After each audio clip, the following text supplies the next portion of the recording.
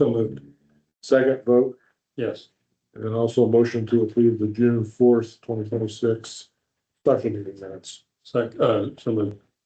Second vote, Yes. yes. Nobody's here from the sheriff's office. We'll go through Brookside, Worthington Hills, and Epcot and Ravello real quick. Anything on Brookside? Just the garage sale is this weekend on the 20th. Other than that, nothing. Worthington Hills? Your flowers got planted. You asked about it. It wasn't me. Well, I asked. Epcot and Ravello. Nothing. Just while he's going, the Gallagher report? John, will you check myself and Tom Slack in? Oh, I didn't do that in the middle. Look at that. Yeah. They would have to. Sorry about that.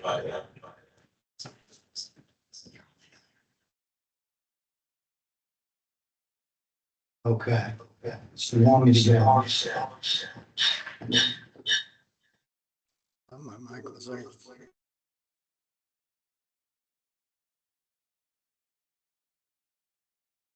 Get my audio not back on.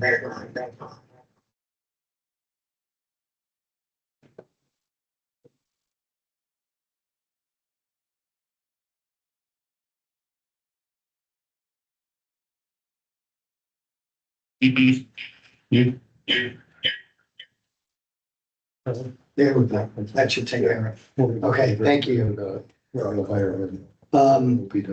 There were three things that I think we needed to hit on this evening that came up either as part of the stakeholder meeting that we had last couple weeks ago, as well as some discussions that Andy has brought up at several of the meetings we've had.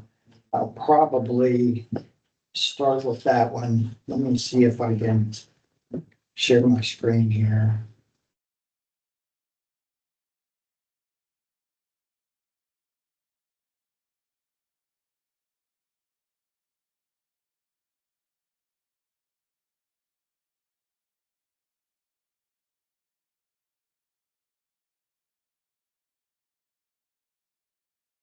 John, could you enlarge that so everybody here can see what I'm sharing? Thank you. Andy has brought up several times what is often called a yield street. There's a lot of different ways we can do this. And Andy's always mentioned it in relation to the school zone. What a yield street is, it's usually a street that has a lot of on-street parking. And so if you're going down the street and somebody's coming the other direction, you know, you got to dive into an open parking spot because there's no way two cars are going to pass. That's usually what is considered a yield street. But the same effect can be done with some islands. And that's what Andy has brought up. This is one concept that could be done, which is just to block off one lane of traffic. There's various ways we can do this, and when we get into more detailed design, we can look at other options if this is something we move forward with and the neighborhood feels is something that they would be in agreement with and see as a positive thing. As well as I think we ought to specifically talk to the school if we decide to do this around the school zone. Because I think everybody knows how hectic pickup and drop off can be. And if we got yield streets on both ends of the zone, it'd be interesting to get the school's opinion on how parents would react to that. You know, my fear is maybe there could potentially be some backlash. So I think we ought to clear that up. But as far as effectiveness, there's really nothing, there's very few things more effective than a yield street and slowing traffic down, you know. So why, John, why would you not try the one that's to the west, that one. Or northwest, I guess. Would you put it across from that neighbor's driveway? Well, that's the detailed design that would have to be worked out. We wouldn't want to. You don't want to have it too close to intersections. You want to try to avoid driveways. I don't think it's an absolute must that it not have a driveway across from it. That does make it a little bit more complicated for this neighbor getting in and out. Yeah, But they would yield to the traffic coming each direction, just like the traffic yields to each other. So I don't think it presents any kind of safety concern, but we would try to find a location where we didn't affect a driveway. okay. Couldn't you move that a little more, I guess, west or north, To the left. to the left on the Yeah. screen? Or is that a driveway right Yeah, there? there's a driveway right here where the hand Okay. is. And then What about like in front of that tree, or is that too close to that other it's intersection? too close to the intersection, so that kind of complicates the intersection.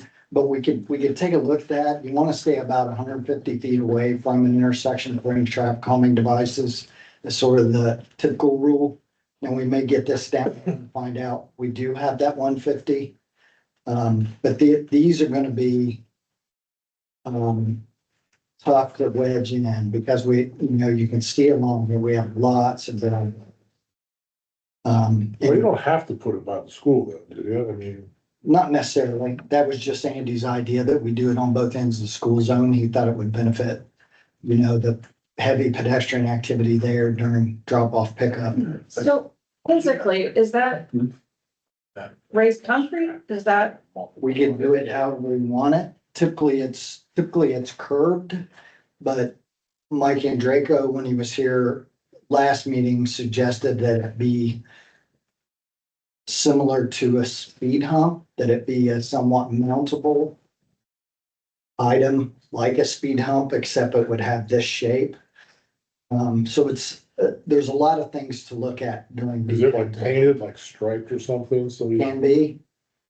the other quick question I have, so if a bicyclist or pedestrian, is there enough room then for them to stay to the right of it? Yeah, we've left space here for that to occur. Because normally the best way to do these would be to have a bump out on both sides. But if we want to leave room for pedestrians and cyclists who we know use the roadway, if we do that on both sides and then have 11-foot lane in between, then the islands themselves become like 2 foot wide and people are just going to straddle them, and fly right down through there and they're going to have no effect.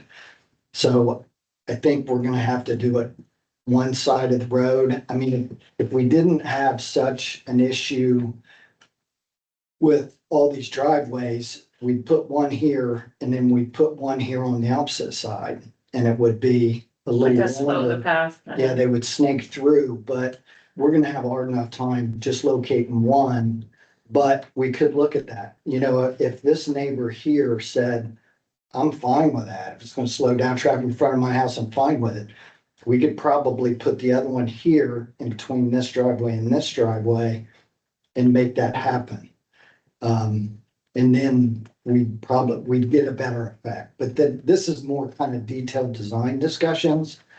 I think what I wanted to get to today is whether this is an item we want to explore and or take to the neighborhood focus group. Seems complicated. John, let me ask you this. It can be because of the driveways, it's, Doesn't seem like quite an eyesore. Yeah, I mean, go ahead, I'm sorry. Chief Patrol. My concern, John, is based on these locations, and I know those are just recommendations, but when you have 7 or 8 buses showing up, pick up kids, Mhm. trying to get them in and try and get them out, do these work effectively to keep that traffic flow moving? well, sort of by definition, they're trying to inhibit traffic flow. Well, So, yeah, I mean, a bus that's coming in to pick up kids and I've done these intentionally, so the bump out is on the approach to the school. The people exiting the school, there's actually not any kind of bump out in their lane. So buses coming in would have to yield to exiting traffic just like anybody else would. Now, I would think during school hours, most of the parents are going to yield to a bus, but there's probably no guarantee of that. So that, again, why I was kind of stressing, if we go with something like this in the vicinity of the school, we probably want to get some feedback from the school. To see what their Yeah, concerns so that's my concern, and I had conversation with Mr. Gehring, 2 days after last meeting, our last meeting, but that transportation director was on vacation, and I sent him your presentation to share. So I can reach out to him and say, hey, this is an option that's also being looked at. From the school's perspective, I don't know much about buses other than they're long. Right. Well, and the other piece is kind of tying into the times when the buses are coming in, is all the parents coming in, dropping kids off, and I could see it kind of backing up around that, and we don't have any traffic going through. That would be the other. They Yeah, had something kind of like that on, what's that? The street, the neighborhood that connects Worthington Hills to our road. Old Cherry, what's that? Southview? No, Stone Ridge or no? Stonehenge Crossing. They had those. Oh, But yeah, they were shorter. They were almost like, I'm Mhm. thinking like that long, and they were kind of like angled and then straight Yeah. across. And I think they had something like those breakaway posts in them or something. And then they took them out because everybody didn't like them. Yeah, And then they went to the bumps. These just seem like an elongated version of that. But those are shorter. They take up way less space. yeah. but I thought We people could were just shorten kind these of up. Right. still snaking through and speeding, like that Right. became the challenge for certain drivers to see how fast they could go through those. I think this is complicated, because this is a school though. I mean, I get why it is, but you got different types of traffic with the buses, potential vans. It's just not an open stretch where you can, I don't know, I think the school district has to weigh in. Obviously, before we even get to the neighborhood with the targeted group that we want to start with, but Agreed. before we put it on the menu or list, let's get to school and say, yeah, this would be okay conceptually. Okay. Look at, You get a bunch of people You exiting send at that to once, me and so I the can other share people it have to with them. just sit there Yeah. and wait, and then. And then you need a fire truck to go through, and they Fire can't truck. because the traffic's backed up after school. Yeah, and I'll send it to you, John. If they want to have a discussion, a quick meeting, whatever, I'm happy to meet with them, explain how it works. Yeah, It's a good point. Maybe we should include Chief Zambito in sharing this as well, just to get his thoughts. agree. I mean, I just even picture any of the events that they have at school at night and whatever. Are we ready then to talk about timing for the meeting with the focus group? well, we got a couple other things we need to discuss. Okay, So possibly we are, I guess we'll see. How we feel by the end of this, or whether we need some additional discussion. So, gotcha. probably not up to me. So, okay, I'm gonna turn the yield streets off, but here's some of the things that we've talked about. And, I've kind of thrown together something that we could potentially show the neighborhood as a concept, not the concept, but a concept. We've talked about speed tables at the three-way stops, which up until now I've been calling a raised intersection. But Mike and Draco pointed out the Columbus tends to call them the speed table. So I'm gonna go to that reference. There were some of these before that we didn't recommend one at because we thought it was gonna have problems with some of the new ADA ramps. But in Draco, it said in the last meeting that you just kind of shrink them up, stay away from the ramps. They're still effective. So what I've shown here is a speed table at all the three-way stops in the corridor. Pretty good spacing on those, makes a lot of sense. There are other intersections that we could easily do speed tables at. And that's the second group of things I switched on here. So those are fairly well spaced, along with the three-way stop speed tables that we could potentially do. But it still leaves some significant gaps in between some of these speed tables, especially on the south end of the project. How many speed tables do you have showing there? Well, right now I got 1, 2, 3, 4, 5, 6, 7, 8, 9. Wow. Yeah. Now, what I'm going to explain as soon as you see all this and go, this is a crazy amount of stuff I wasn't getting here. I'll explain where this comes from. But if we fill the gaps with the 22-foot speed hump, is what Columbus calls it, which is basically it's a hump that's got a flat spot on top. So the 22 feet is actually the length of the speed hump. Again, county need to be up and use City of Columbus standard terminology.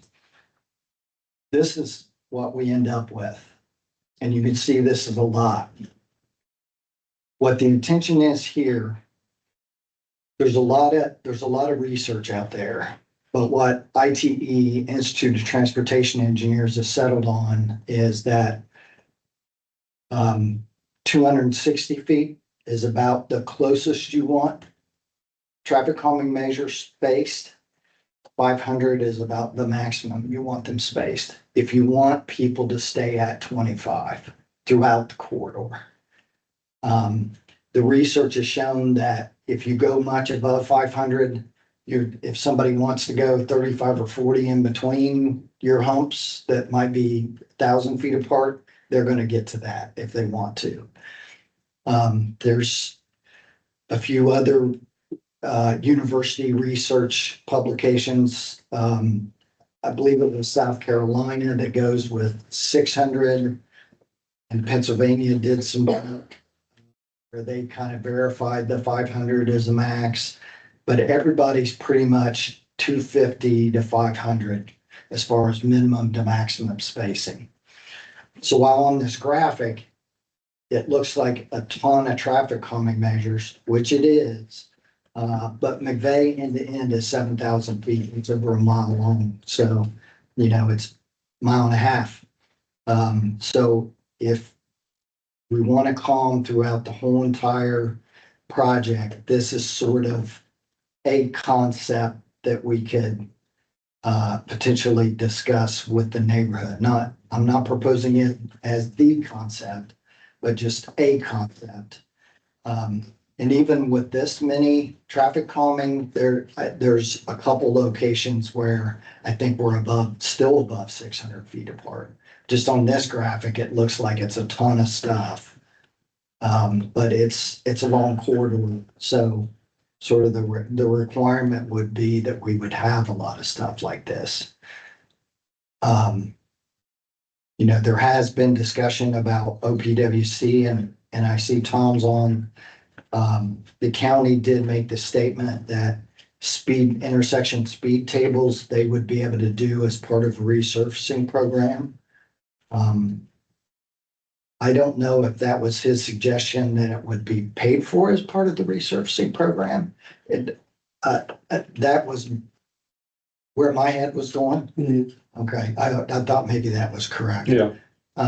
So if that's the case, and we do decide to do quite a few of the tables or the ones shown here, then the OPWC ask may be lower than what's needed for everything. So,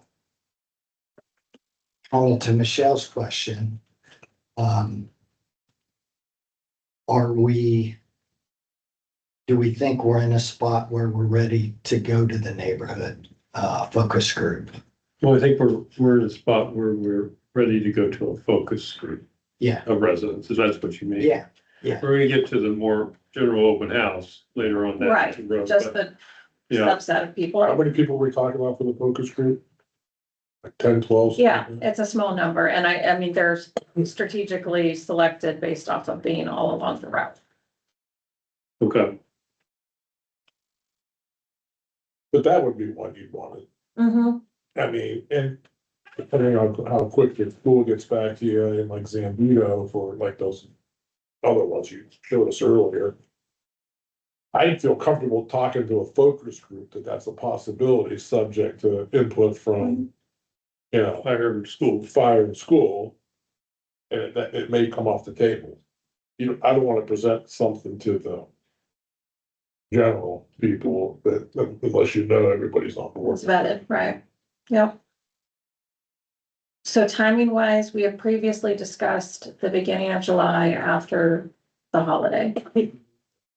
Still, Yeah, if you can give me a date, I'll start setting it up. okay. Um, I mean, given that most folks work outside the home, it's gonna have to be an evening. Mhm. And, are we looking to make it a public meeting? Will all trustees be present, or are we doing something with? It doesn't have to be a It public. doesn't have to be a public meeting. Yeah, So- I think we'll, Once we pick a date that works for the focus group, then if you guys are available, then we can make it a public meeting. If not, then we'll have at least. I mean, if you make it a public meeting, Michelle, then you're getting into more of a larger, I think the intent is to Just keep to it maintain, focused. yeah, so that we can have a real Focused group. thorough discussion. So that's why I don't think you make it a public meeting. Okay. But it has to be in the evening because most people do work. But for we're example, only maybe one trustee is here. Right, Correct. And you're, and I'm here. Yeah. you're and- here as a more of a resident, maybe, So- rather than an elected official, right? Well, I'm not gonna even be here. It doesn't, I mean, me being here doesn't. she's here to affect take that. notes. It doesn't matter. Yes. But so, The where- woman in the room is always the person to take the That's notes. because you're the smartest in the room.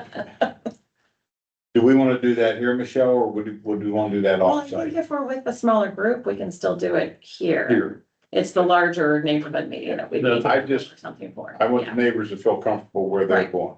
right, I think here. But I think you, for the big. because we've got this and all that, we can't do it there, yeah. You were doing it to school, here, right? by the way, the Baptist church really worked out well for ODOT's SR 161 Yeah, open that's house. a good So, choice too. yeah, so if you can get us a couple dates that works for you. Mhm. And then we'll maybe propose that. And Yeah. Michelle will work with John about who this focus group is, contact information. We'll try to get things. I have all that. I think I it's already gonna asked be them. find everybody. Yeah. early. Okay, I've So been you keeping really them, needs the date and time. yeah, I just need the date and time, and ideally, I mean, even because given that vacations are going on and things like that, if you can give me a couple times that work for you and I can get at least the majority of the focus group yeah, in place, I'd like to do that. Because of vacations, do we want to, I know we're looking at right after the 4th if we can. What's our cutoff date? How deep into July Well- do we want to go? I mean, if the feedback is such that only 2 residents can come, then we're gonna end up pushing it, you know? Yeah, I think. I just know one this of has the been things- happening for quite a while, and I'd like to make sure that we get it. In our on the books. meeting with, Tom the other day, I mean, it became very clear that this is not going to be an immediate project. This is probably, if we're looking for funding, 28 project, Mhm. you know, so to actually put timelines on these focus groups, I think we have just a little bit more time than if we were thinking about doing this in 27, that would have been, Yeah. put a different challenge to us, but really, we're looking at 28. And potentially doing this in phases for funding, Sure, understood. yeah. And I mean, and let's obviously, there is no guarantee of funding at this point. So what we're really just trying to flesh out is what addresses the issue and what are residents comfortable with. And this has been such a hot topic for so long that might take a few adjustments and, thoughts to kind of get to a solution that we want to request funding for. just as we move forward, I wanna, Well, we'll have to set those expectations, that Right, the I think- soonest, yeah. assuming everything, we got our magic approval for all funding, then the soonest we'd be talking about is 2028. Well, considering that, I mean, won't you give us a date in the last 3 weeks of July? Get beyond the I'll give holiday, you several. If you could, that'd be great. yes, Yeah. And Yeah, I you're can put out available kind of a because you're poll the for the star. residents to see what date works Right. for most. and she'll do the survey real quick, see if we can't get a perfect date. Okay, okay. The one other thing I meant to discuss before we got into the details here is, Worthington Fire had made the statement that, and I wish I'd brought in a picture of it, but the speed bump that had the slots in it, that potentially, emergency vehicle could straddle the middle and blow through. Worthington Fire had made the comment that they've seen standard vehicles be able to blow through there as well. Mike and Draco verified that, that seems to be, oh, no, Mike didn't verify. What Mike said was that he doesn't know anywhere in Central Ohio these have been installed, and that we're likely to get inflated pricing from contractors because local contractors have never installed them before. So I'm suggesting that those come off as something that we're gonna present to the neighborhood. Based off of fire feedback and cost. Mhm. And uniqueness kind of too. I mean, it's just. Which ones are those? I thought, the ones that you're describing, or at least how I'm interpreting that, I thought I'd seen around here, like, Yeah, it's basically the speed hump with two slots cut out of it, so emergency vehicle tires can straddle. Like a large SUV could do that. Well, that's what somebody said last time. My understanding was that Fire had made the statement that a Honda Civic can do it. Right. So Oh, that, well, yeah, so well, that, that's pointless, isn't it? yeah, yeah, Okay, yeah, they should come off. okay. Okay. My understanding is now that this has come up, is that you gotta have a roadway that's got enough volume that there's pretty constant two-way traffic, so nobody goes left of center to straddle. But most of the day, McVeigh volumes are long enough that somebody could go left of center and straddle. So you've got to, if you got volumes coming both ways and you can't go left of center, you're gonna have to hit the bumps. And that's not the situation we have. So I think I agree with Mike that they ought to come off the table. Okay, Anything else, John? no, that's all I had. So I think. Okay. okay, Ready to we'll go? wait to get dates from you. Yes. And I'll figure out what the questions. Okay. Yeah. Thank you. Thank you. What's that? You should be that. This guy. Okay. Tim.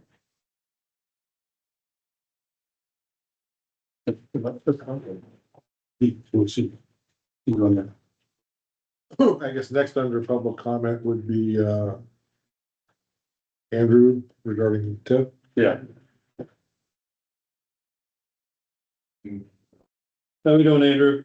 Hey, how's everyone doing? All right, so TIF. Mr. Cheney asked me to come on in or come on out and speak to y'all about kind of the two different timelines that may be present depending on the path you take with respect to the two TIFs that are being contemplated. Am I able to share my screen to show a timeline, or would you like me just to speak through it? I don't know how to do that. Yeah. You can do it on this. Do you need to be made? If you can do magic. I can share, I'm able to share my screen. I just didn't know if you had access to a screen that was big enough to see it. Oh, yeah, we're good. Do you need to be Okay. made a presenter, or do you already have presenting rights? I'm all good. I already got it. Well, then never mind. Thank you. Good. Okay. Perfect. Okay. So on this first screen right here, we've got the 10-year 75% TIF. So as we've kind of talked about, and we talked about the last one, obviously the township is contemplating a TIF for two different projects, the Brookside project as well as the Henderson Road project. As we go down this path, you have two options. You have a 10-year 75% TIF and a 30-year 100% non-school TIF, both of which has their own pros and cons. First, we can kind of talk about what this specific timeline would look like for each, and then I can talk about, as I go through that, the pros and cons for both. We also have put together a high-level estimate of what that would look like, both at a gross and a present value, so that you can kind of get a sense of what the value would be for those TIFs on both levels. So, and please stop me if you have any questions along the way. So first we have, A little larger, I'm sorry. yeah, of course. Thank you. It's, Michelle's being kind because I've got eyes that are Well, old. I mean, I'm all the way over here too, so that's good. Thank you. Perfect, thank you. All right, perfect. So first is this 10-year 75% TIF. So the 10-year 75% TIF, this is a much more streamlined process. Basically, you're going to take about 6 steps. So the first thing you would do, and I have this as a timeline, assuming that you would pass the first resolution on July 6th, which should be your next scheduled trustees meeting. So you would pass this first resolution, or at least consider it, pass it under emergency. What this does is it authorizes you to be able to get the engineer certification and on an economic development plan. The economic development plan is a document that essentially notes that based on the proposed development, public infrastructure is insufficient to meet the needs of the community. And that's why you need this TIF. So we would work with the Franklin County engineer to get their sign off on this. And then we would also note the district overlay. That's basically this small rectangle that has to be, a very specific amount. It can be no more than 300 acres. It's got to be, 2 sides are, can't be longer than the other. We've got it all figured out. We've already got that planned, and we will get that specifically put together for you guys. So that's what you pass on that first one. And then you set a date of public hearing. Once you have the public hearing, or once you have the public hearing date set, within 30 days, at least 30 days prior to the public hearing, you need to send a notice to all of the property owners that are contemplated in this TIF district. So under this scenario, we would say, for example, August 17th. So then you would need to have notices sent out by July 18th. This is just going to be on first class mail, just to make sure that we have it. Then you would have to send out school district notices. These school district notices have to be at least 14 days prior to the final resolution passage. And then you would pass the final resolution. The final resolution cannot be less than 30 days after, or it has to be at least 30 days after the public hearing. So that's kind of the process for the 1075. It's pretty streamlined. You can get it done in about 2 months, 3 months. It's not too bad. And this is all, we can expedite this as well. It's really just those 30 days prior to the public hearing, and then the public hearing has to be 30 days prior to the resolution. If you guys want to expedite it further and have special meetings, we certainly can do that. I just wanted to have this aligned to where you didn't have to have any special meetings. Now, go ahead. Drew, before you go any further, just kind of put on your radar, the Haven project, that street. We need to make sure that it's still not split, because about halfway down is Dublin and the other half is Arlington School District. And I can't remember if I ever told you that or not. So. Okay, that's good to know. Right now, from what we're seeing, it's just UA. We were digging into it, and right now we're just seeing it's UA, but we'll keep a note and make sure.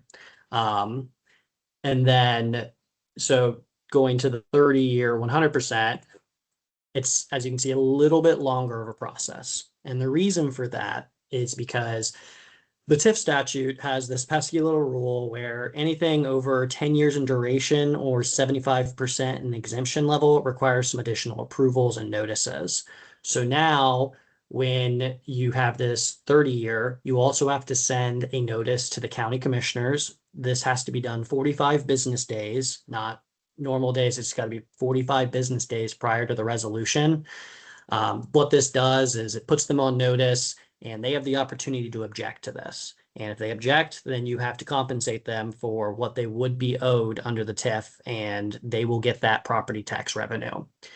Then In addition to this, because you are a township, even though under a 30-year 100%, the school district would receive all of the tax revenue that it would have been entitled to, they still have to approve it.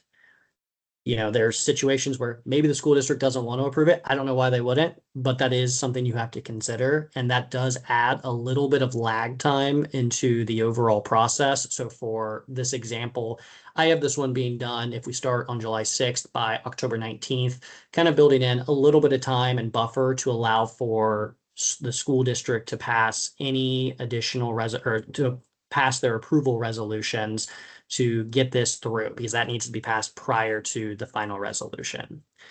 So those are the two timelines, very, very high level. I know I went through those quickly. So before I move on to any pros and cons or the numbers, do you have any questions on those? So on the second, the 30-year 100%, so we gotta get both the county commissioners and the school district to agree to that, even though the school district is being made 100% whole. That's correct. Okay. And that's only because you are a township. Other municipalities do not generally have to deal with that, or municipalities do not have to generally deal with that, but townships, they do have to get school district approval. That's kind of just a very niche area of the statute, but that is a requirement now. Okay. So looking at it from a very, very high level on a numbers perspective, this is kind of what we're looking at, and I'll make this a little bit bigger for everyone. For the Brookside and the Henderson Road. 10-year 75, it's gonna be more money. Any way you slice it, it's gonna be more money. It's a shorter term, so present value is gonna be juiced. We're looking at a 10-year on the Brookside, about 4.8 million in total service payments, adjusted at 6% per present value comes to 3.4. The Henderson Road is 2.6, adjusted is to 1.9. Then on the 30-year, the 4.7 to 2.2, and then 2.9 to 1.3 for Henderson Road. So this is really a product of the fact that on the 10-year 75, there is no county objection. You will not be compensating the county. There's nothing they can do about it.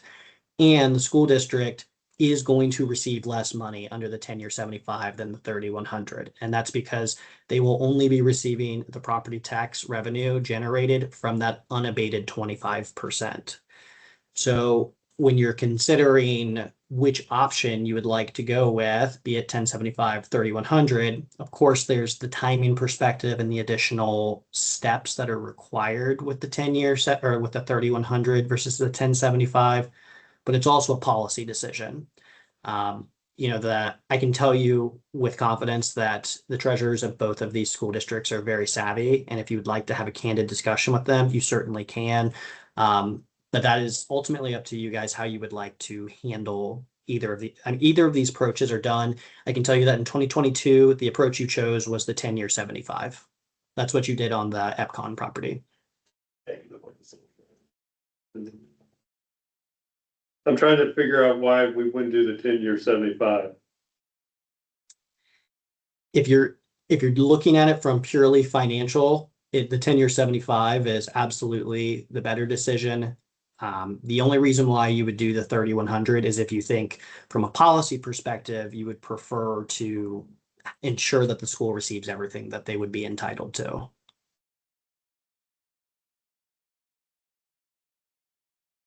For some reason, I just think Worthington schools have a hard time with this. But with the 10-year set, let me ask you, the 10-year 75 requires the school district to approve this or what? 10-year 75 does not require school district approval. There's nothing they can do. Just, But what? just depending on Well, the it's still relationship. just, Be pissy about it? yeah.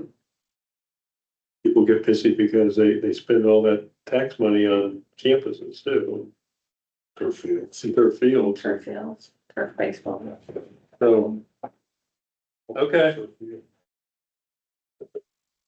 Well, we'll have to make a decision by the 6th, right, Andrew? So get this thing moving. Yeah, I can put together all of the documents that are required for for the 6th. once you make that decision, I can push forward. Looking at the timelines for both TIF, truthfully, it's the same for that first step and really the second step as well, because it's going to be the hearing notice to the property owners. The only difference would be if you decided to do the 30-year 100%, we have to contemplate this county commissioner's notice that needs to be provided. Otherwise, this first step is identical to both. So if you guys need time to kind of consider that and think about which you would prefer to do, perfectly fine. I can get these documents rolling, and we'll get them rolling for the 6th, and it will give you time to think about it.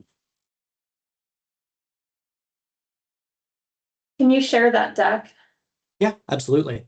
And if you guys are interested, I have the details behind it. I'm happy to walk through what this looks like from a modeling, but I don't necessarily want to bore you on it. So this is the high level though.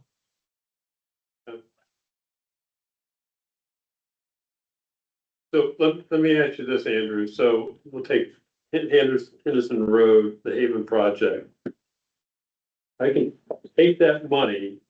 So I have 3 streets just east of that project that are on shared well and septic systems. And I need to get pipes in the ground before Columbus will service it. Mm-hmm. So how far away from that Haven project can we go?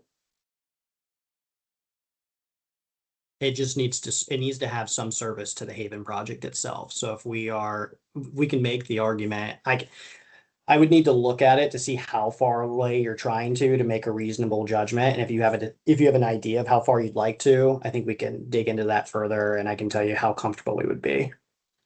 Okay. Yeah, the gist of it is that somehow we got to benefit that area. Of course.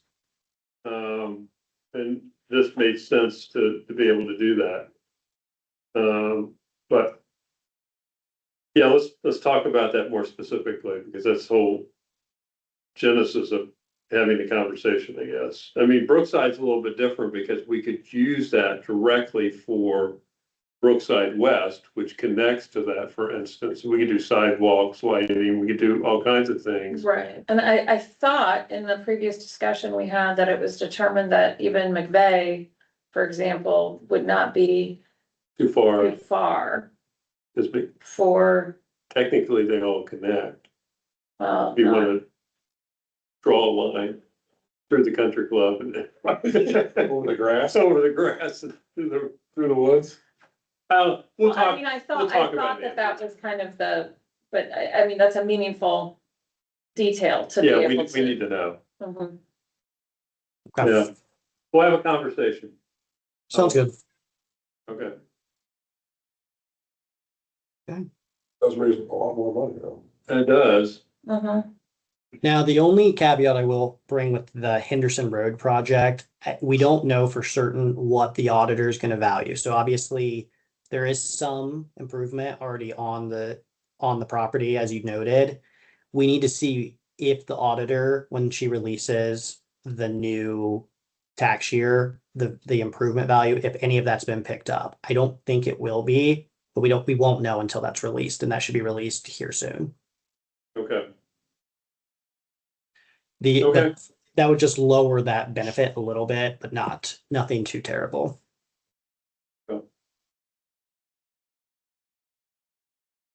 Okay. I'll reach out to you later this week. Okay, that sounds great. Okay. All right, y'all. Well, I appreciate the time. You, Andrew. Thank you. Take care. Next we got to be with Tom here. And before we jump off of that topic, John, if that comes to you, could you share the deck if it's not sent directly to us, Mhm. please? Yep.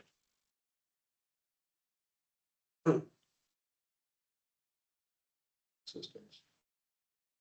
We need a resolution, or we need a motion to Engage. engage. I don't know if John's still on here. Oh, there he is. Or Tom, I called him John, I'm sorry. Tom, how are you, brother? Doing all right. And multitasking a little bit here, so, but But tip stuff, man, that's interesting too. Good luck with them.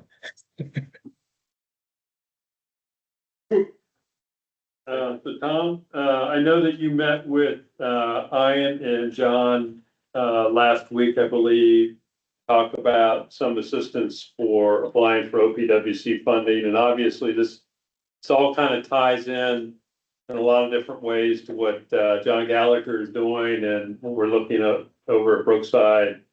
And we just finished an OPWC grant, Worthington Hills, so we're familiar with the process. But, as I told these two gentlemen, I think it's important before we send it to the county engineer's office to fine tune it, that we actually give them a project that really is a viable project for the funding criteria that's out there for OPWC. And that, this is more of a, it's not just a paving project. It has more strategies involved in it, and that's where you come into play.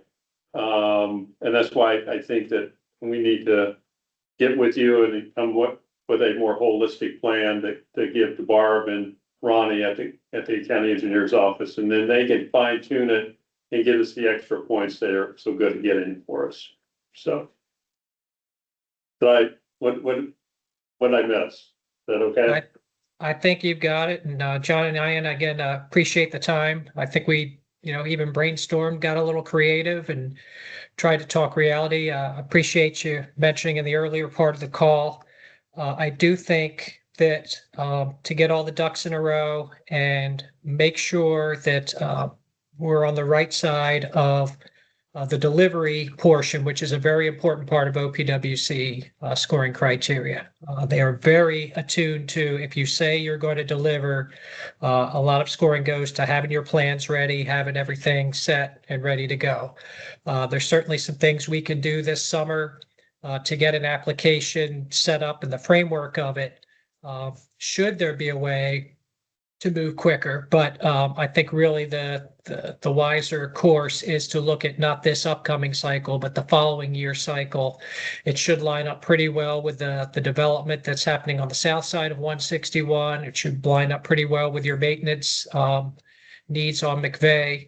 And again, try to get some things a little better in tune to one of the other things we discussed quite a bit in addition to the traffic calming is the new sidewalks that are out there, and having an idea, are there any opportunities to build upon that, or to at least fine tune what's happened out there and get another school year's worth of feedback on what that's done as well, and target those kinds of things, because those are the types of improvements that do resonate with OPWC as well. So just a couple things. And John, I did get the chance to talk to Ronnie on the phone after our meeting end of last week. So bounced a couple ideas there, talked to her a little bit about how the county engineer will continue to support the township, both with the contracting and some of the administrative assistance as well. I got a little bit more clarity on how that could, or we might have to get a little creative with this project, because it'll be a little bit beyond what they would put into their typical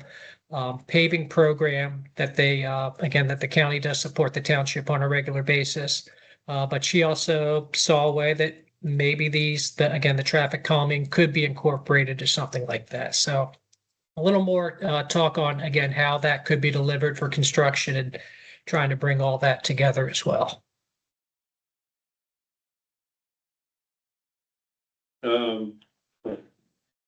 Mr. Chairman, I move to have Perry Township engage with Tom Slack and his company, Tom S, LLC, for the purpose of advice and guidance associated with securing OPWC funding. Second. Vote Yes. yes. Very good. So. Yeah. Is there anything you need from us once this engagement letter is official? What else you need from us to make things start to roll? No, John, as we said, just a signed copy PDF is fine. And anything from your fiscal officer, if you need, W-9 information or anything like that, just let me know who to send that to. I think probably to Faith. Yeah, that needs to, just, I will send you an email address for fiscal officer at Berry Township. And just send that W-9 to that email address. Okay. All right. Thank you, sir. Appreciate your time. Hey, I appreciate it. Look forward to it.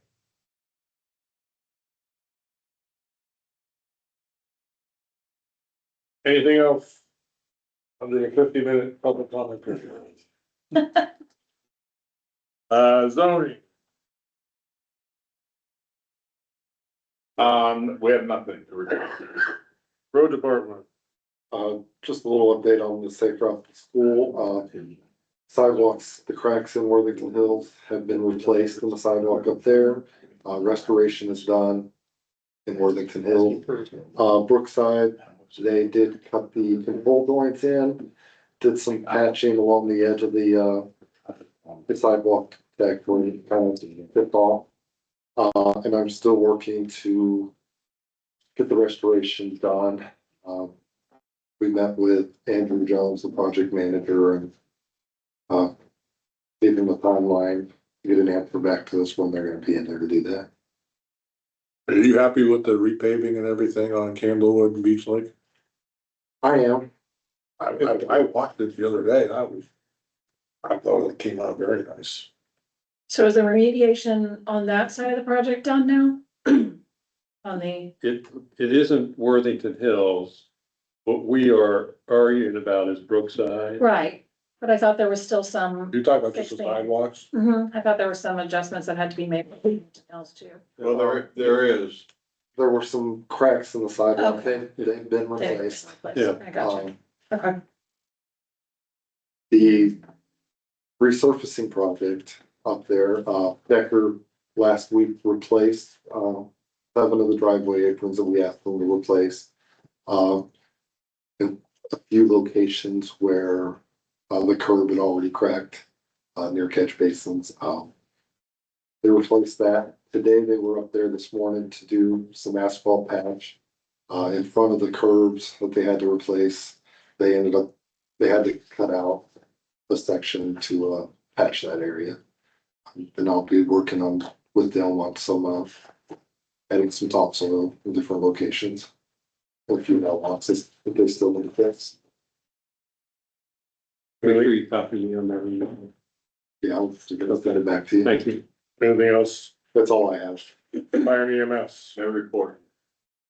Hey, I'm Already- sorry, one last thing under road, the guys were out there in some crazy heat and humidity doing all that storm cleanup. I know that was a big project, so thank you. We will fix it. Sorry. Fire and EMS. We are looking at a project or a program that Upper Arlington has implemented, and it's just a registration program of people who have e-bikes. Nothing under fire and EMS. Oh, no, I thought I said it. No, I didn't hear. I'm sorry. I'm sorry, no, nothing other there. Police. Please, e-bike registration. We're trying to figure out who has them, so that we can maybe work with those parents and the people that have them on some education as to what the law says relative to how old you have to be before you can drive certain types of those vehicles. Some of them will go up to 30 miles an hour. And those particular vehicles, you have to have a driver's license.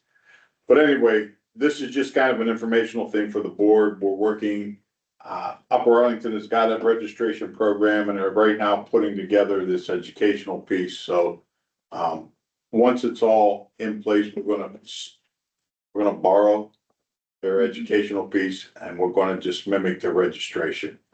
No sense reinventing that wheel. I think he shared it with the police officer too, Dick Norris. Who's a pretty influential guy up, in the hills, is concerned about particularly e-bikes. And I sent him a pretty long email. And he's like, I think we should model whatever they're doing in like Newark and Upper Arlington, I think, are two kind of proactive communities. But I don't think you can force this registration, can you? We can't force it. I think we want to make it voluntary. I think the other piece is we can't force the training, but I think we need to put the information out there. Chet and I had a little earlier conversation, and quite honestly, the educational piece in my mind really should be targeted at the parents. But their understanding of, when you go out and buy these things, here's the limitations, here's what you should be doing. You know, there's an accountability piece for your kids that really is gonna fall back on you with liability if something happens, so. I agree with Mr. Norris that we don't wanna come out and create our own program. There are programs out there that are successful, and we'll just model ours after that. Dublin already has one, right? I don't know if So I think- Do they I have a, thought that they had like and I looked it up because I thought that they did. They have like class 1, 2, and 3 based on speed. Well, that's all like, and that's all. What's state. allowed on the streets or on, that's state, that's not. Yeah, class 1 and 2, Okay. which is the vast majority of e-bikes. Those top out at 20 miles an hour, and they can be operated by anybody. They're treated exactly like a bicycle. Yep. Class 3, it has to be labeled on these things what class they're. Class 3 is more expensive, rarer. They top out at 28, and the operator must be 16, but no driver's license. Oh, no driver's license. No driver's license. She thought that was a, requirement, was a driver's license, but And then helmets are mandatory for any operator for class 1, 2, or 3, for any operator under 18. so I think what we were trying to achieve is having information on the website just ain't enough. But on the other hand, we want to get between where we are right now, which is information posting, and between that and giving tickets out. We don't want to give tickets out, but we just don't want this big, we want somewhere in the middle, and we think that the Upper Arlington program, the way it's sounding, having free registration, getting to know who our audience and universe is, so that we can communicate with them and their parents. And also some kind of educational piece to it is about a nice sweet spot for us to be. And again, you know, both parents and the kids that ride those bikes are responsible for it, and we just need to be able to give them the tools to be safe members of our community. And I think there's a lot of angst out there by drivers right now, because those things are pretty quick. And the kids that are riding them are pretty small. And so they zip around corners that, you know, you're having to be extra careful about, you know, pulling out your own driveway. So we just all want to be safe. We want everybody to go home safely at night. So how can we? Well, you're just not used to seeing little kids on bikes going 20. That's Yeah. the weird thing. Well, the other piece of that is, I think from the educational standpoint, I don't know that parents or these kids recognize the fact that the state of Ohio recognizes those as vehicles. And they are responsible to obey all traffic laws. I mean, stop signs are like non-existent, at least in my neighborhood. I mean, these guys are just zooming everywhere. Is there any, do you think there's any opportunity to partner with the schools as they do like parent orientation meetings at the beginning, you know? We just talked about Did this you? today. Okay. So Worthington Hills Elementary, they have a bike on Wednesday, blah, blah, blah. Right. And Brookside, you know, has their own, I think, format and opportunities. I think working through the school in the education piece of this, and also kind of enforcing the need for safety, I think will be a key component of it to make sure that it's successful. I think it can't just be us, township doing it. It has to be the engagement with the school district, and that's something we can talk to the two principals and about, as we do our summer conversations with them. Hey, we want you to be partners with us on this. Do we have a newsletter that's coming out before 4th of July? It was, I think, sent to everybody here just recently for your review. Yeah, Thursday, I have the copies in my office. Maybe she gave it to us to review and is getting ready to send it out, but I didn't see that yet. Yeah, I didn't Okay. see it either. then It's coming. it's coming. We all kind of looked at it, Is there anything in there on this topic? not on the e-bikes. Usually we send out some kind of email blast, the chief does, and police. Before the 4th of July, Right, there is something particularly about about golf carts. Yeah, there is an article in this particular newsletter about the golf carts. Well, we ought to do golf carts plus, e-bikes. I don't know that we have the, Space. No, I No, no. mean, like in an email blast. We always did, yeah, we can certainly do an email blast, but for this newsletter, I don't know that we can get any more information about the bikes. But I think the one in the fall, when school starts, when we work with the schools, I we think, could at least in an email blast before the 4th, because that's when everything gets kind of crazy. Put out something on just the basics of, that helmets are required for kids under 16, or anybody under 18, I'm sorry. They have to obey, all stop signs. Well, and I even forget what the, we don't really have many sidewalks, but a different version of, a graphic like this. For Dublin.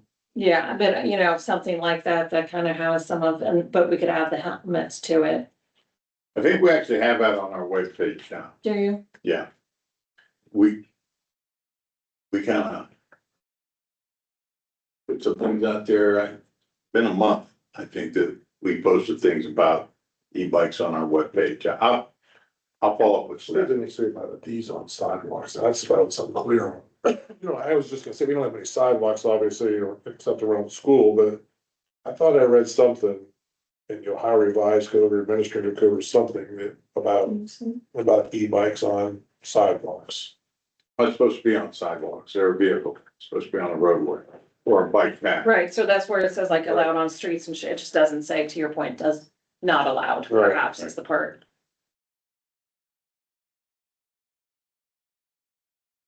Technically, according to Ohio Revised Code, you can't ride a bicycle on the sidewalk because you're obstructing pedestrian traffic. Right. So I would have to make an assumption, and it's been a minute since I looked at the ORC and that vein, but Well, the difference is you just don't used to seeing smaller kids on bikes that go 20, and they get up to 20 in about 5 seconds, yeah. It takes a, Sounds like that's takes a I'd be of the world, like in those decisions for young kids, doing. I'm sounding really old, rattling my cane over here with the young kids on bikes. right. So let's be as proactive as we can. Mm-hmm. Anything else under police? Hold on, folks, for some reason our camera stopped here.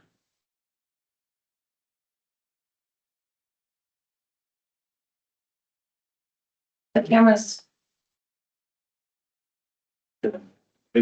We're recording again. It just says here video settings. you got the camera off here, right? Here.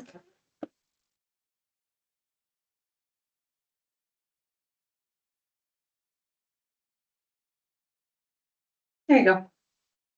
All right, township administrator. Need a resolution.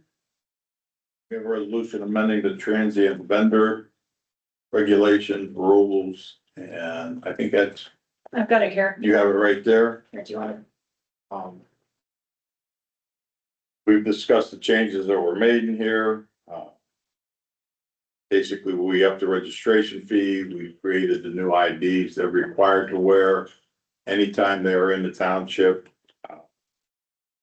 Working, and they have to obviously respect the no solicitor signs that are, and those have been very successful, the amount that we've sent out. I think we're close to 300 that we've mailed out now. Do So we have the materials to implement this right away, or Yep. is it, okay? we got everything we need, we just need the resolution approved. So, Check. second that. Well, I gotta wait till he's back. The battery is low. Um.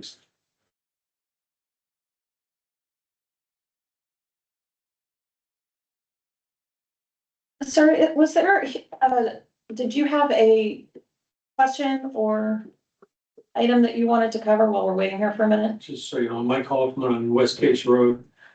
I've been having trouble with Rumpke, and I heard John was going to be meeting with them this week or something, so. Would you mind if we step aside while we're waiting for Chet to come No, back? let's just do and talk about that? I'm Sorry, that's all right. I can cover it after the meeting, I don't even. Oh, no, that's okay. Just want to let him know out of there, know if you need any more ammunition for Rumpke, that you can get. Yeah. So I'm sorry, Chet, I don't know if you heard, All right. he lives on West Case and Yes. having some issues with Rumpke. Yeah, so we have a meeting this week. It is part of our annual, hey, we have two problems with Rumpke. I like Rumpke. Thank you. Focus. Okay, UA and Worthington fire contracts. I have them right here. There are 2 sets of each. So we would need one for us, one for the cities. And those are just simply to agree to cover the new areas that are being built. And all of a sudden we're back up here. And we're going to renegotiate those other contracts in the next 12 months. And that's what both of those amendments say. Okay. I make a motion that we enter into a third amendment to the fire protection and emergency medical services contract between Perry Township and the city of Upper Arlington. Second. Vote? Yes. Yes.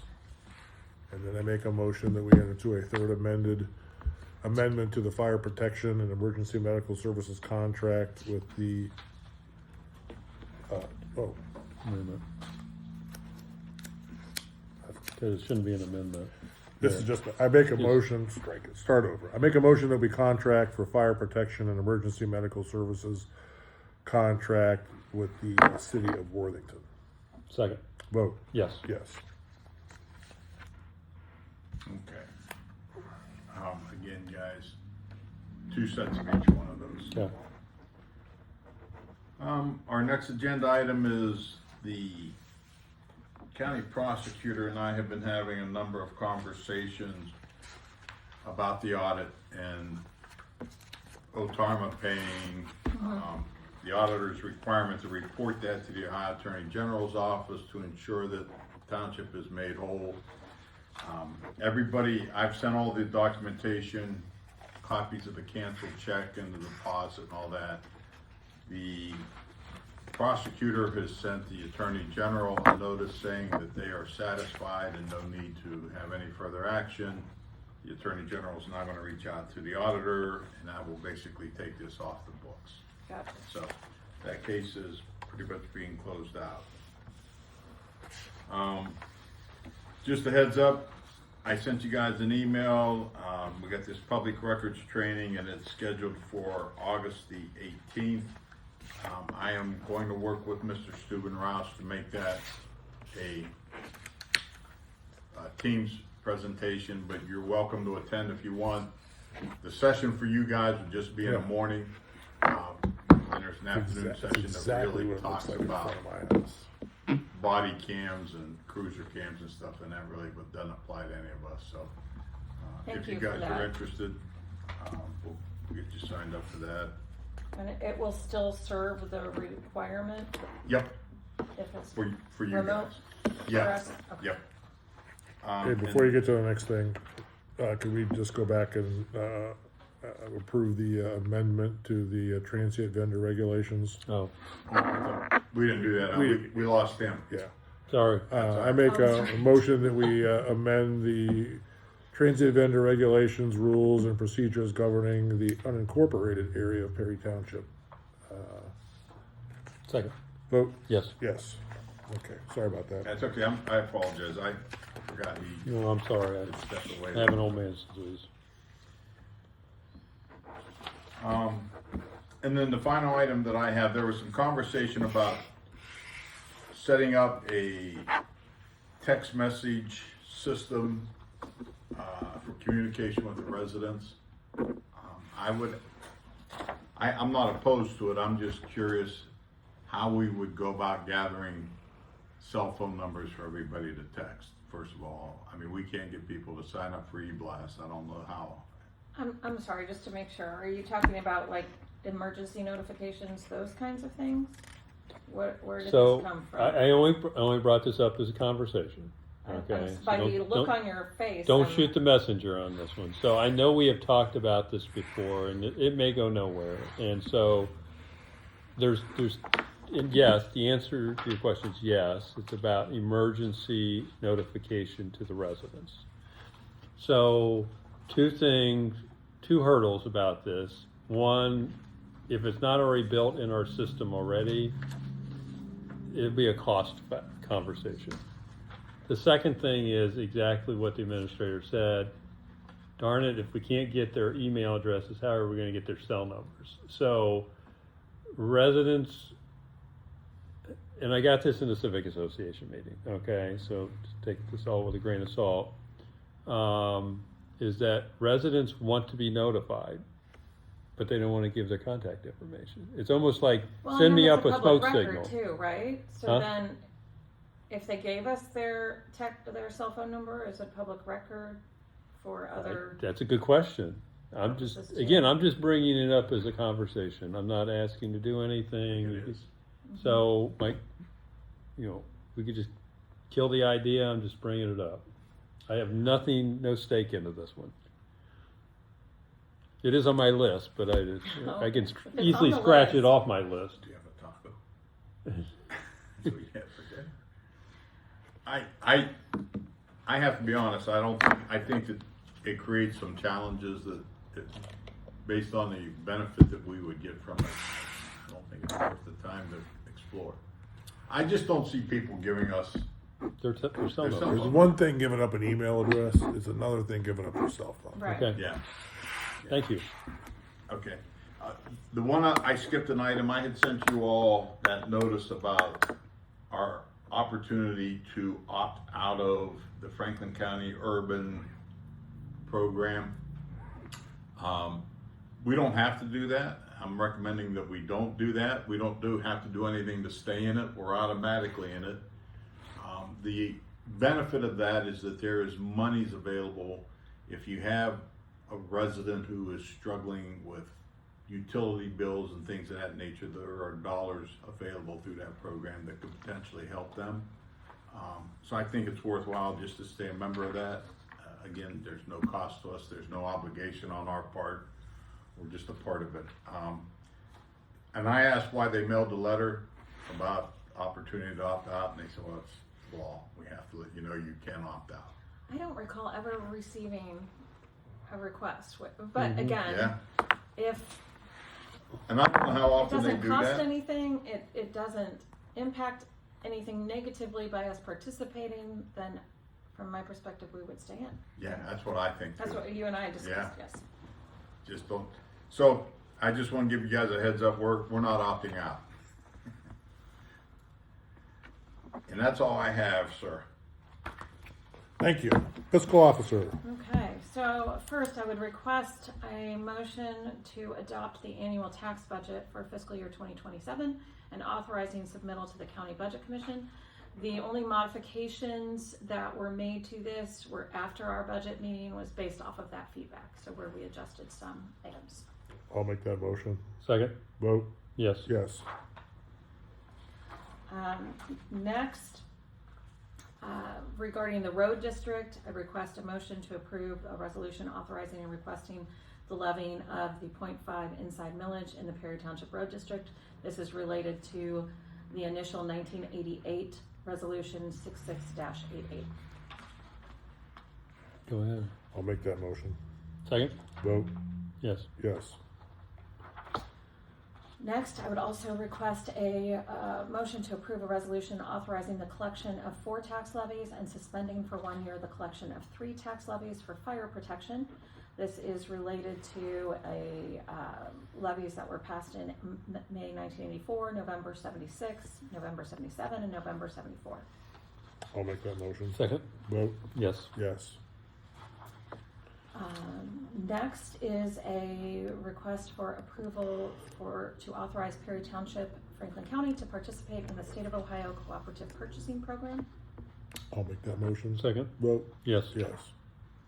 And then finally, I would request your approval to on the amended annual appropriation resolution.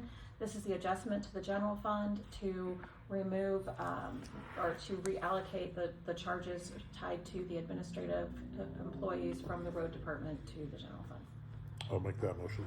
Second, Vote. yes. And then the last thing is I request approval of payroll and disbursements. I'll make that motion. Second, Vote. yes. Anything else before we, move to adjourn? I'll make a motion to adjourn. Second, Vote. yes. Yes.